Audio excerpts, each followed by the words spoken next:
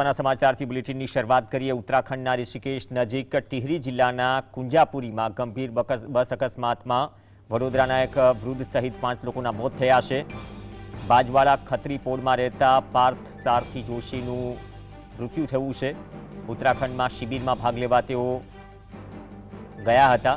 3 દિવસ પહેલા વડોદરાથી ઉત્તરાખંડ જવા નીકળ્યા હતા। 10 દિવસ બાદ પોતાના ઘરે પરત ફરવાના હતા, પણ તેમને અકસ્માત નડી ગયો।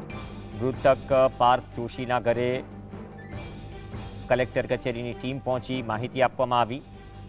આજે અકસ્માત થયો છે તેમાં એક ગુજરાતીએ પણ જીવ ગુમાવ્યો છે, જે વડોદરાના રહેવાસી છે। બાજવાડાના ખત્રી પોળમાં રહેતા પાર્થ સારથી જોશીનું મૃત્યુ થયું છે। તેઓ એક શિબિરમાં જવા માટે રવાના થયા હતા। ઋષિકેશ નજીક ટિહરી જિલ્લાના કુંજાપુરીમાં અકસ્માત થયો, જેમાં 5 લોકોના મોત થયા છે અને જેમાં એક વડોદરાના રહેવાસીએ પણ જીવ ગુમાવ્યો।